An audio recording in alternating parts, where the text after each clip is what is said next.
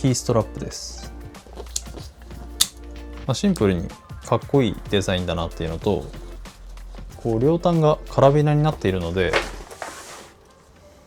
これ自体を取り外して使うことができます。こっちには鍵をつけて、こっちは自分の好きなところにつけたり、こうバックパックを使わない手ぶらで移動する時もベルトループなんかにくっつけて使えるので、このキーストラップ自体が非常に良いなと思いました。これ単体で売られててもちょっと欲しくなっちゃうなっていうものです。もうこれが付属品というよりはこのカバンの装飾品としてついてくるので、結構これはお買い得感があるなっていった感じです。次の良かった点は、こうやって横持ちした時のブリーフケーススタイルが結構様になってるというところです。このバックパックはこう横向きにラゲージパススルーがついてるんで、ハーネスをこんな風に固定しておくことができます。そうするとこう横持ちした時にハーネスがブラブラしてないので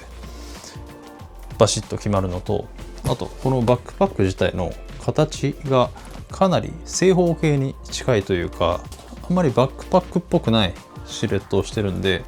これを横にした時にすごいブリーフケースとしてかっこいい形だなっていうふうに思います。なんで移動する時は基本的にこうブリーフケーススタイルで持つと疲れちゃうんで、バックパックとして使いたいけど、結構会社に行くタイミングだったりお客さん先に行って商談する時はこうやってブリーフケーススタイルで持つことが多いっていう人にとっては、こうバックパックなのに横持ちしてもかっこ悪くない、結構いい選択肢になるんじゃないかなと思います。以上が良かった点です。ここからは少し気になった点を話していきます。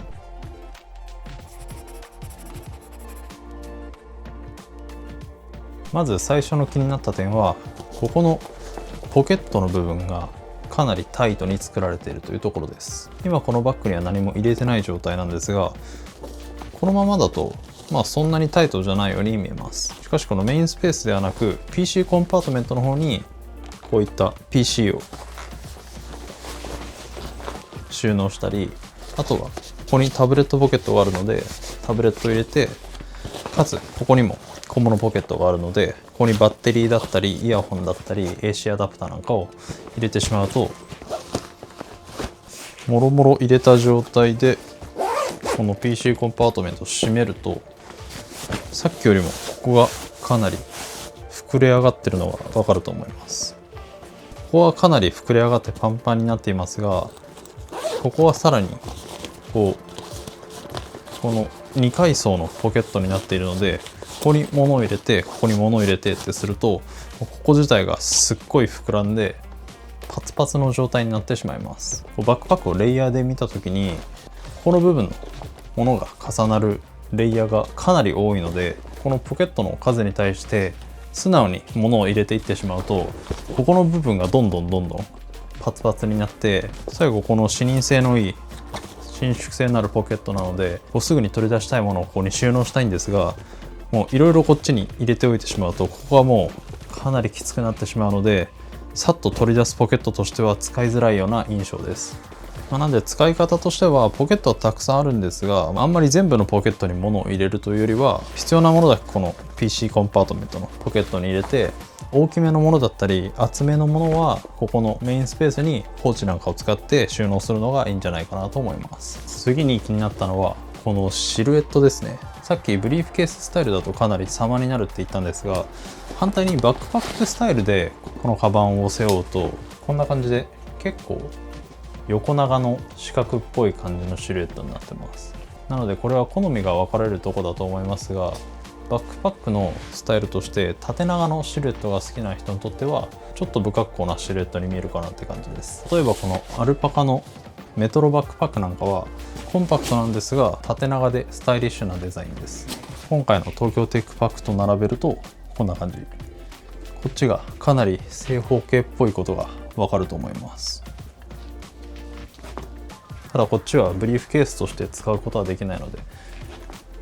バックパックスタイル、ブリーフケーススタイル、どっちに重きを置くかっていう感じになってくると思います。次に気になったのがここのハーネスの強度についてです。これは強度が弱いと言ってるのではなくて、強度が担保されているような縫い付けが外から確認できないという意味です。見てもらうと分かりますが、特に重点的に縫い付けているような痕跡はありません。ただこのバックパックは内側のバックパネルを外して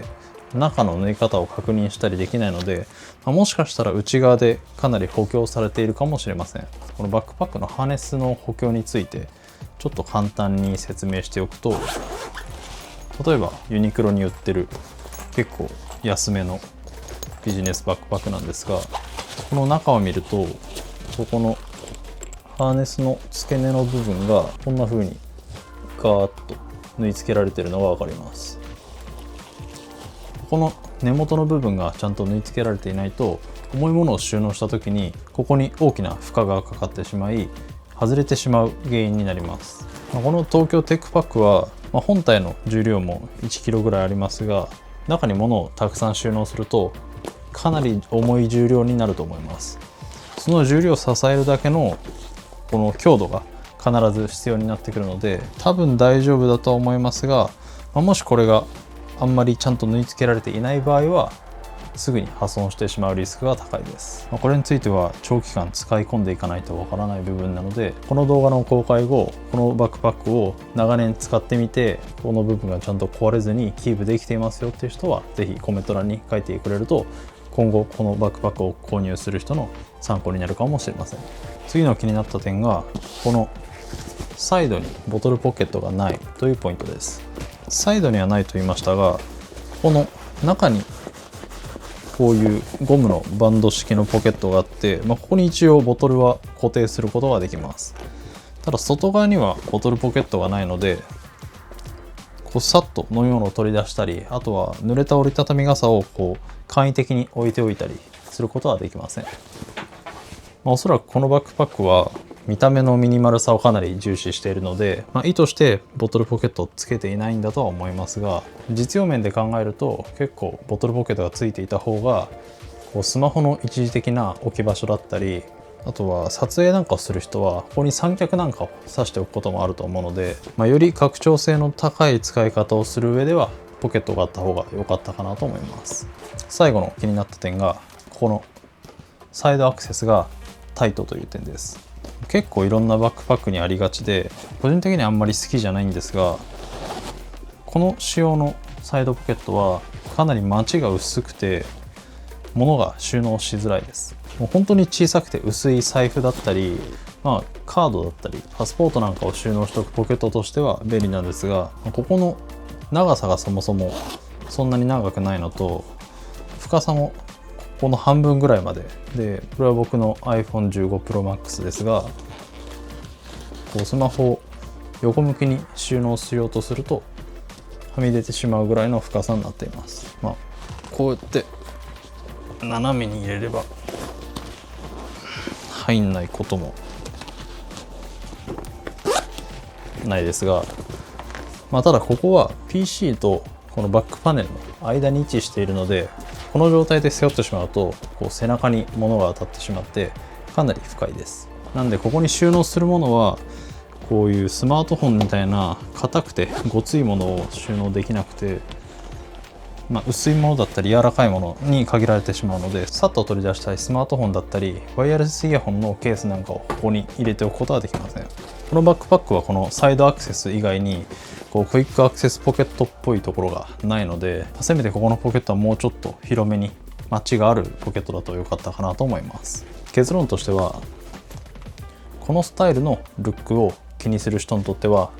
かなりいい選択肢だなと思いました。というのも、このぐらいのサイズ感のバックパックはこの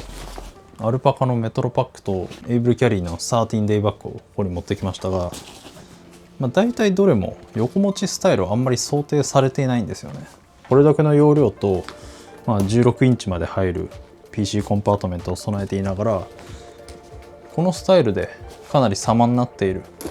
スクエアデザインのバックパックは結構求めていた人がいるんじゃないかなと思います。あとこれはケースフィニットの最初の第1弾のバックパックなんですが、細部の作り込み、ビルドクオリティはかなり高いと思いました。もちろんポケットのレイヤーの考え方だったり、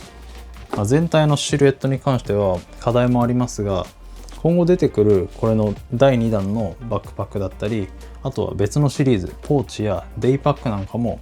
出てくれたらかなり期待が持てるんじゃないかなと思います。僕は引き続きケースフィニットのバックパックラインはチェックしていきたいなと思いました。以上になります。こんな感じでこのチャンネルではバックパックのレビューや日々に役立つ情報を発信しています。別のチャンネルのイミグラムでは言葉では表現しきれないバックパックの魅力を 4K 映像で隅々まで見ることができます。気になったらそちらもチェックしてみてください。X、Instagram、TikTok もやっています。ぜひフォローお願いします。最後にこの動画が面白いと思ったらグッドボタンとチャンネル登録よろしくお願いします。最後までご視聴いただきありがとうございました。それではまた次の動画でお会いしましょう。バイバイ。